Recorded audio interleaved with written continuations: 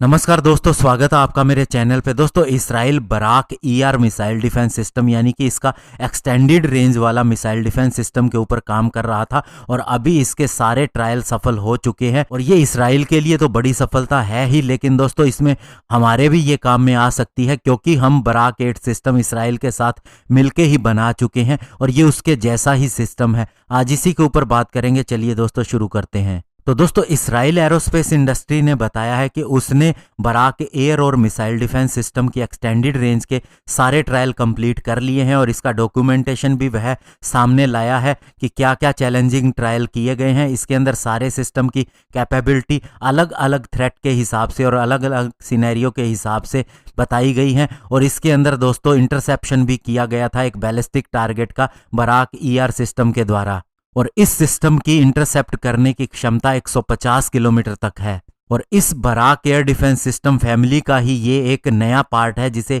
ER interceptor यानी कि extended range interceptor भी कहते हैं, जो एक्चुअल में इस सिस्टम के अंदर टेस्ट किया गया है। और इस रेंज को हासिल करने के लिए इसके इंटरसेप्टर और इसके एमएमआर रडार की कैपेबिलिटीज को भी बढ़ाया गया है। और सबसे बड़ी बात यह है कि इसे नेवल और लैंड दोनों तरह के प्लेटफॉर्म के साथ में फिट किया जा सकता है। और दोस्तों, जिस सिस्टम को टेस्ट किया गया था उसको कंपनी की प्रोडक्शन लाइन से डायरेक्टली लिया गया था, यानी कि अब इसका प्रोडक्शन भी जल्द ही शुरू हो सकता है। और दोस्तों, इस सिस्टम के द्वारा एक्चुअल में हम कह सकते हैं कि एयर डिफेंस सिस्टम को इसने रेवोल्यूशनाइज किया है, जो कि दोस्तों रियल टाइम के अंदर एक net centric combat management system भी देता है और साथ ही स्मार्ट लॉन्चर भी इसके साथ में आता है। और इस लॉन्चर की सबसे बड़ी खासियत यह है कि ये इंडिपेंडेंटली अपने आप ही इंटरसेप्टर लॉन्च कर सकता है, स्पेशली दोस्तों बिना किसी डेडिकेटेड कमांड पोस्ट के।